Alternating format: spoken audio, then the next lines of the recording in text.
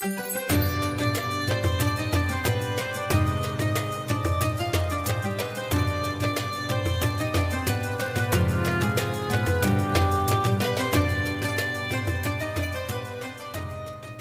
back to Badal House podcast, where we dive into the stories, movement, and ideas shaping our communities today.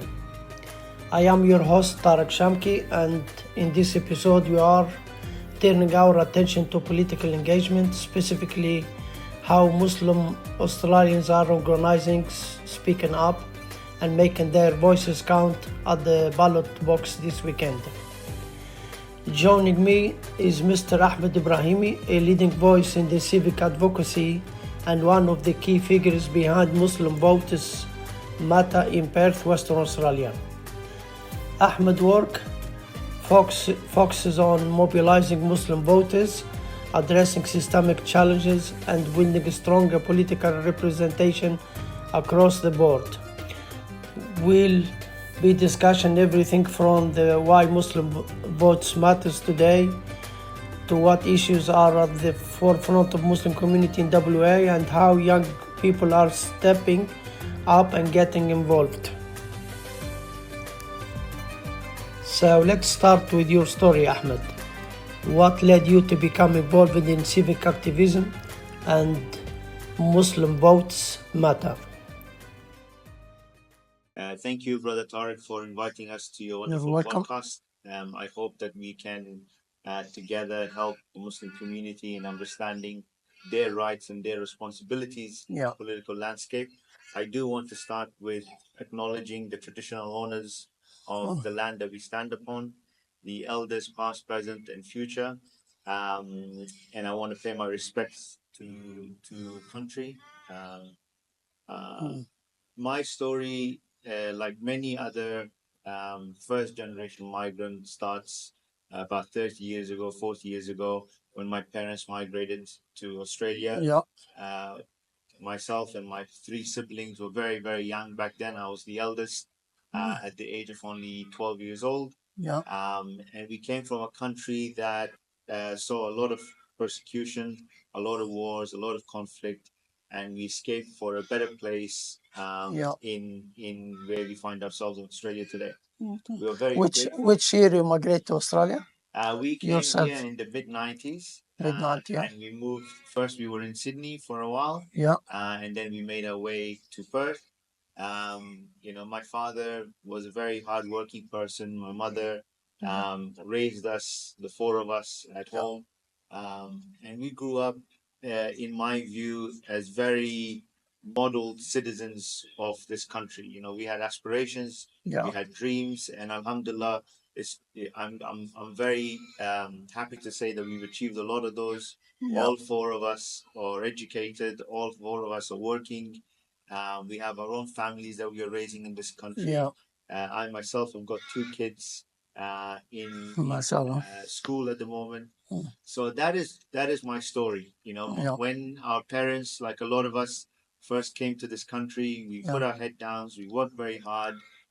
We didn't bother anyone. We just went on our way to help start a new life. Minded your own business. Minding your own business. Try to your best to be good Australian, good citizen. Exactly. And as the kids of that generation, the kids of those families grew up, they started to mingle and assimilate with the rest of the country, with the rest of the communities, and started to find their space in this country, in the society. I'm no different to a lot of those people. And what happened probably about 10, 15 years ago is when we were growing up and we saw the unjustified wars that were taking place in Afghanistan and then in Iraq.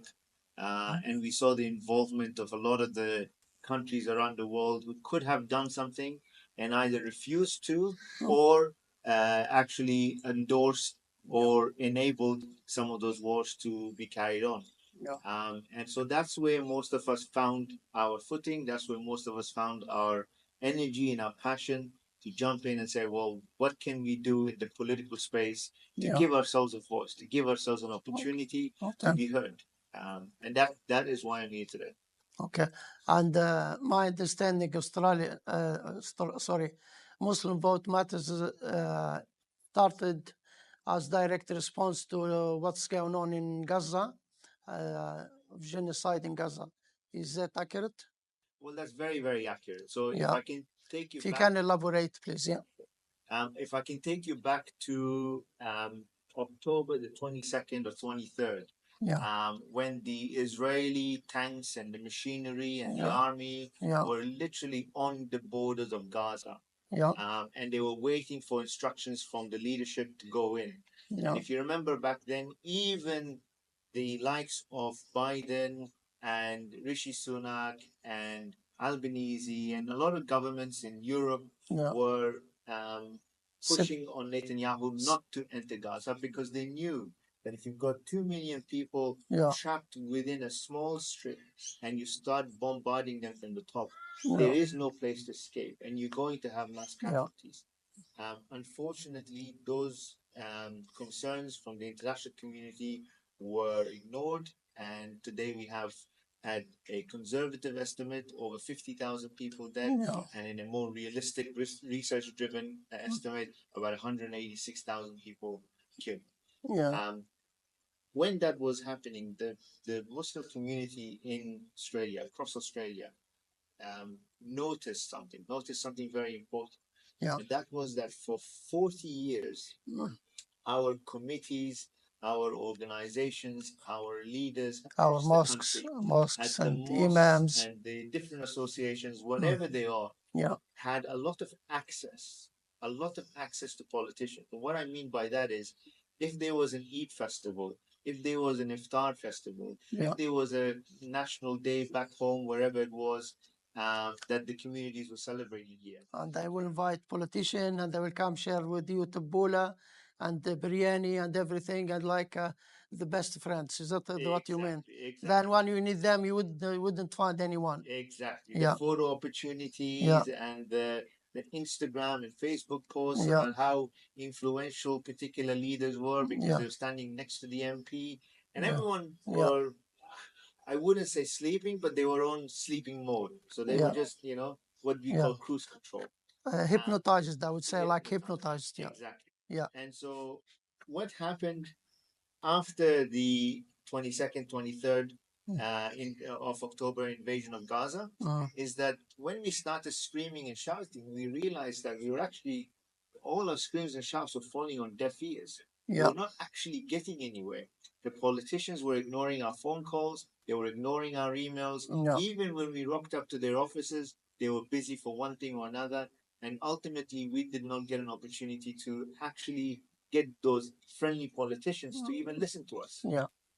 So what we did is we sat down in a room across the different cities of Australia. Yeah. Different capital city. Yeah. What do we have to do to evolve this access into influence?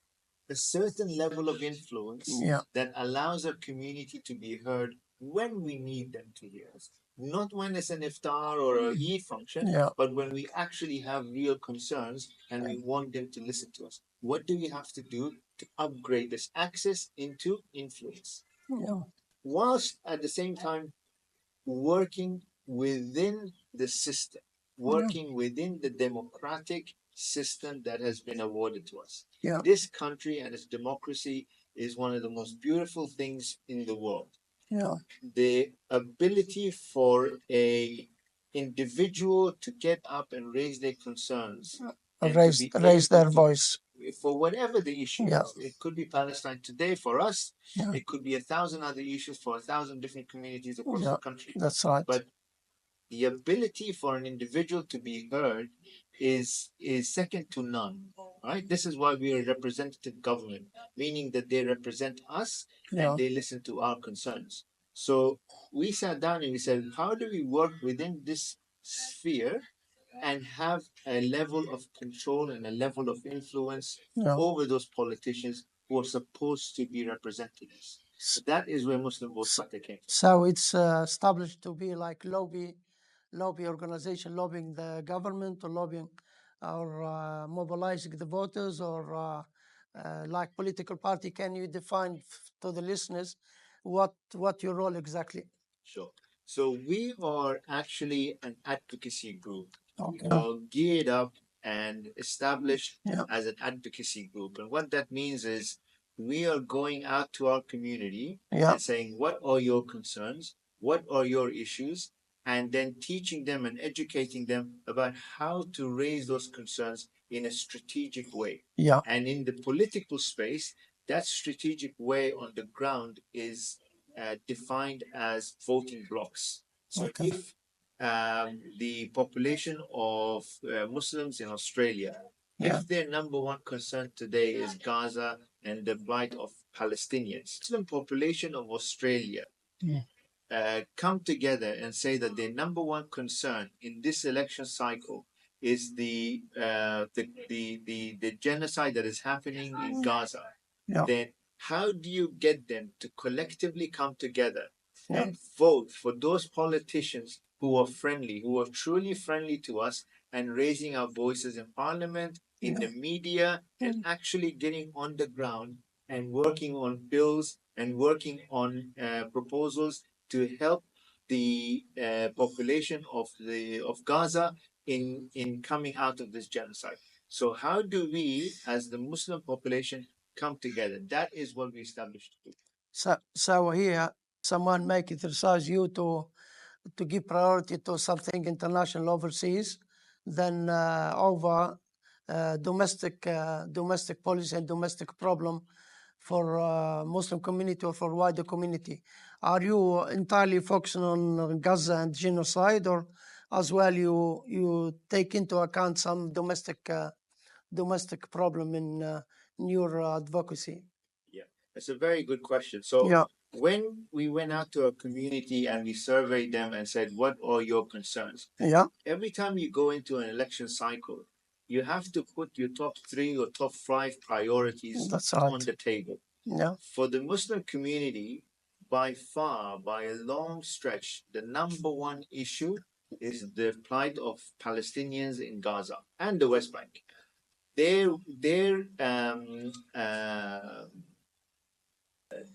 the genocide that is being committed on them, the murdering of children and women and civilians across the strip, and even the assaults on the Palestinians in West Bank, is the number one concern for Muslim voters going into this election. Okay. But there are other issues: Yeah. cost of living, education, Housing, healthcare, the housing crisis. Yeah. All of these issues are there for Muslim Australians, Yeah. as it is for any other Australian, any Yeah. other community across the country. That's right. We have the same issues when it comes to the housing crisis Yeah. that any other Australian across the country Of course, yeah. We don't get special privileges, or we are not out of this. So are you trying to do the balance between Gaza or genocide and these domestic issues, try to balance all of them, or you are entirely given extreme priority to Gaza, and you mentioned the other topic just like spicing up the operation? No, as a matter of fact, when we went out to all Yeah. the candidates and all Yeah. the parties leading up to this election, Yeah. we sent them a list of questionnaires that they had to respond Response to, yeah. And those questionnaires related to both issues, of both foreign issues Yeah. and local issues. And based on those responses and a multiple other factors, Yeah. we were able to rank them into our preference cards. Yeah. And that's the very interesting thing about our how to vote cards, Yeah. is that those candidates that are preferenced in that order Yeah. have gone through months and months of research and analysis to And understand questions how they and behave. outreach, reach out to the candidate and stuff. Yeah. Exactly. Yeah. Okay. Can you tell us more about that preference card? I worked out that when you go to your website, and you can tell the listener about that, you have to enter your postcode, then we give you basically your preference card for the lower house and the upper house. Can you tell us more for the listeners about how they use that preference card? Sure. So practical way, I mean. Sure. Yeah. So basically, if you take the continent of Australia, Yeah. and you look at the different seats across the country, there's 150 seats that are up for grabs in the lower house in the upcoming election on Saturday. The Parliament House, the Parliament. That's right.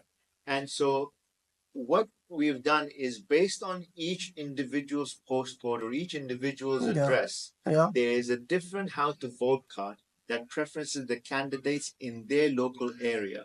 So if you live in the north of the river in Perth or south of the river in Perth, and which pocket you live in, you will have a different how to vote card for the lower house, the parliament, based on the candidates that are within that area. Now, what we had done through research and analysis is give a ranking to each of those candidates and those parties, and then put them in that order of our recommendation.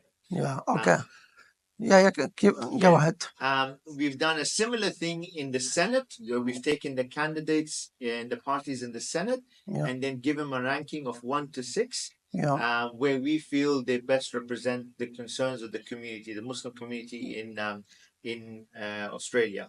Now, for WA, it's very important to note that the Senate rankings or the preferences remain the same, doesn't matter where you live. Because they cover all WA at once, all one block, That's right, exactly, across the whole state.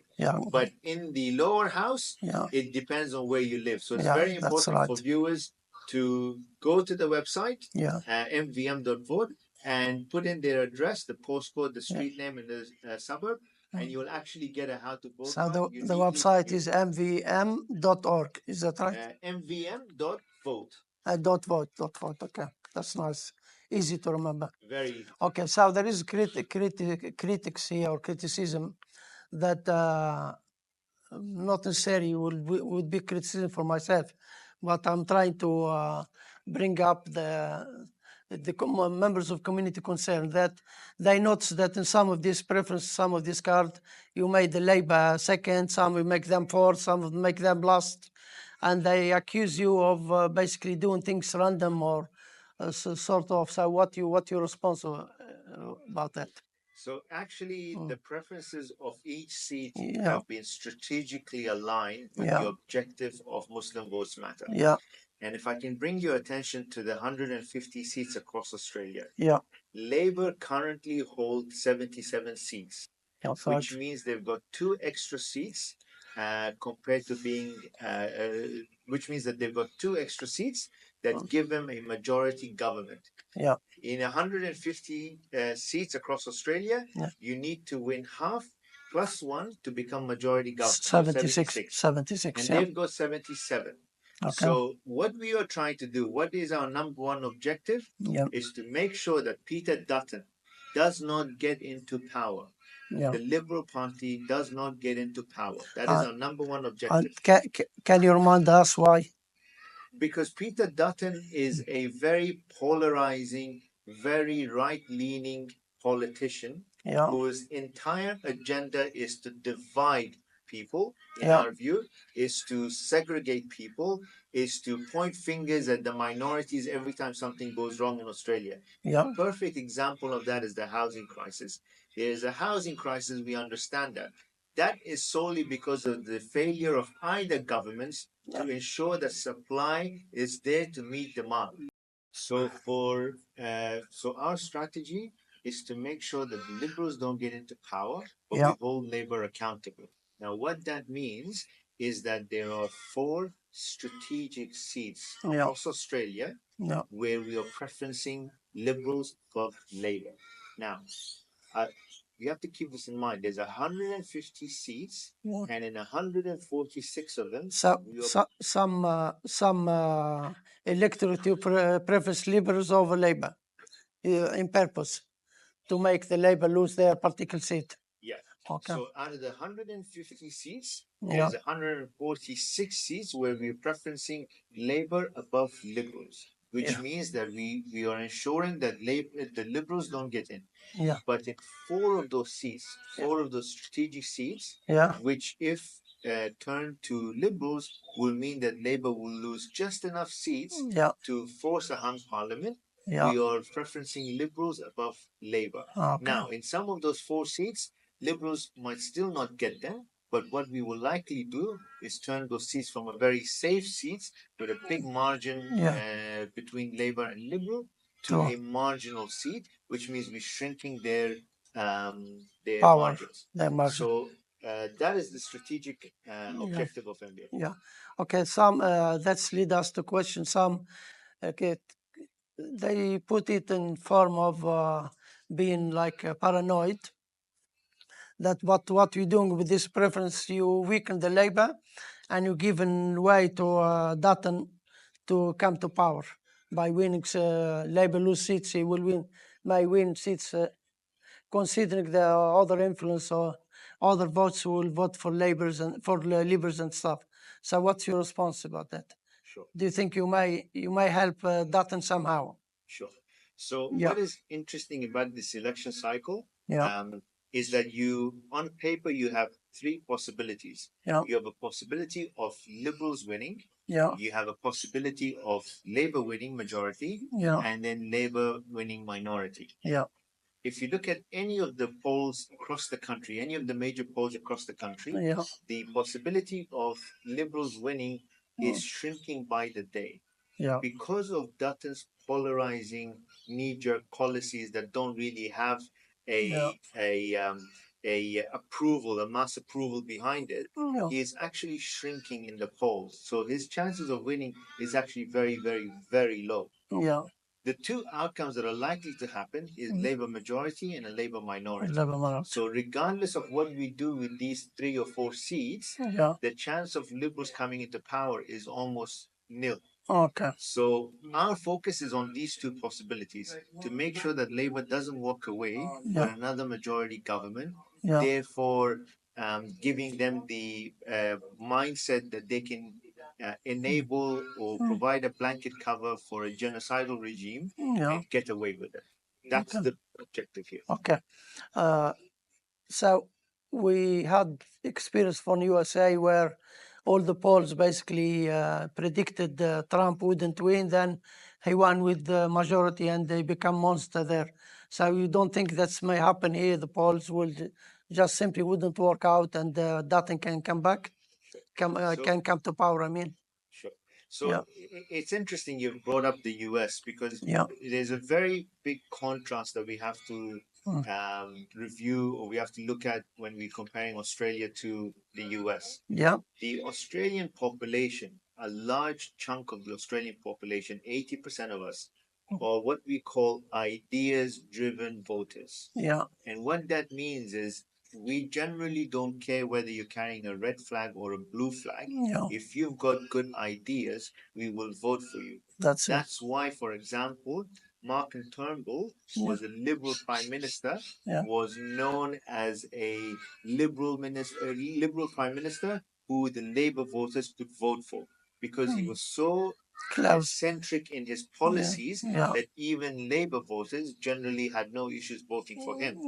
What happened with him because he was so centric is that he upset a lot of the deal makers and a lot of the lobbies inside Liberal. And so time came for him to go and they replaced him with Scott Morrison. Scott Morrison took the party very right. Wasn't Tony Abbott? Tony That Abbott? was before Malcolm Turnbull. Okay. So Scott Morrison took the party very right.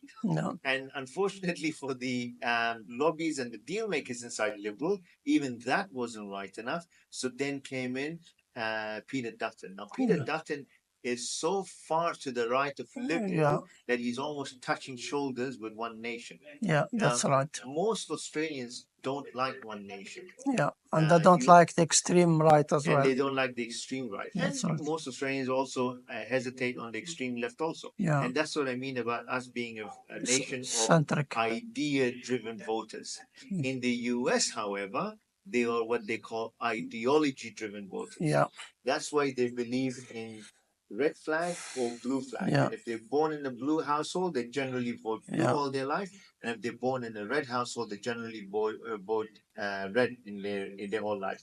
Sometimes, when the population gets sick and tired of the politicians and the political talk on both sides, and they can see that there's not really anything tangible that these two parties can deliver, you find that people come through the middle, whether it's through their personality or through how loud they scream and shout and their persona, and they will get the votes of the population just because they want to see a change. They want to see something different. Yeah. And that can explain how Trump got into power, not only this time, but the first time also. But in Australia, that generally does not happen very often. Okay, let's go back to the Muslim community. So, do you think Muslim community not well educated about the voting rights and voting possibilities and voting system? And if so, what's your plan long term to fix that, or to educate and to advocate?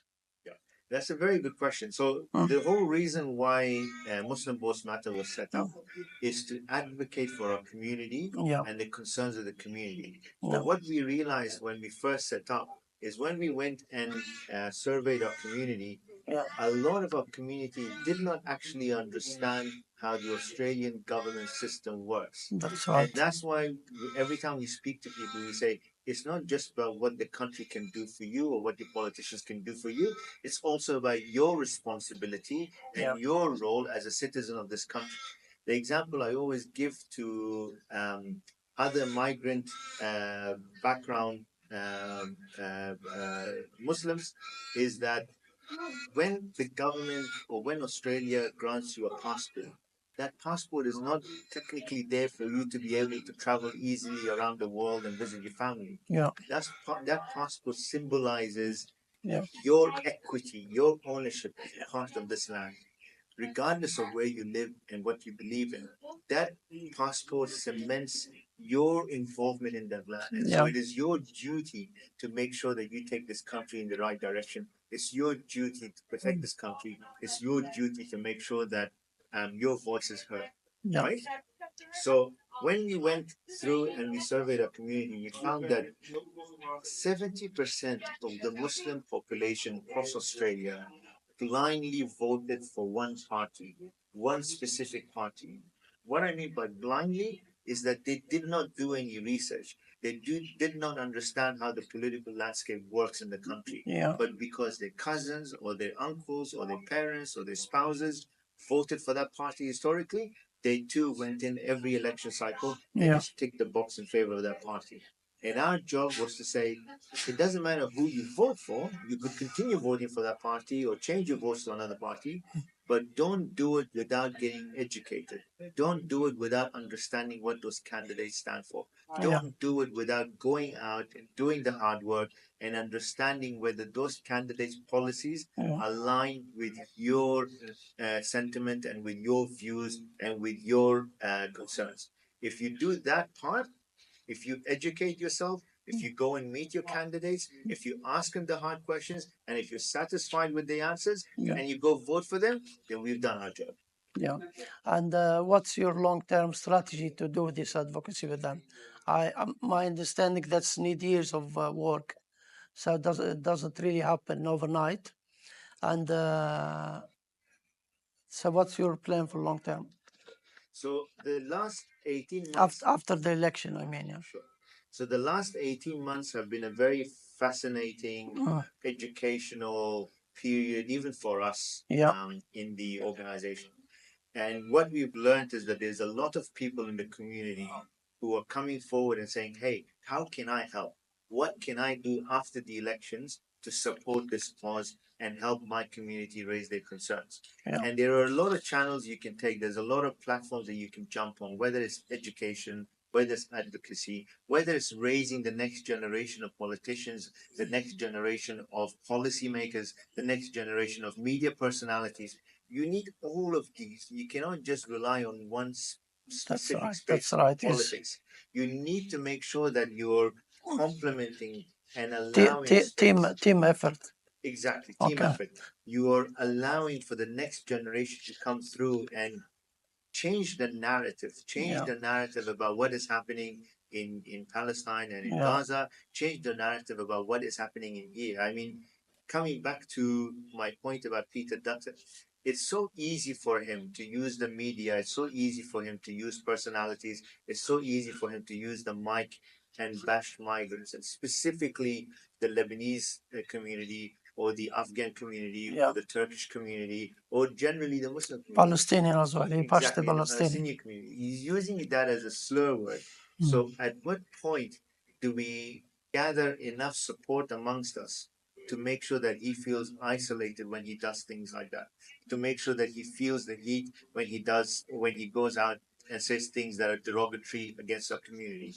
We can't do that unless we take some level of responsibility and go out and take charge and control of the narrative. Yeah. Okay. So maybe this question will be a bit sensitive. So how you get your finance support, and how you keep going? Sure.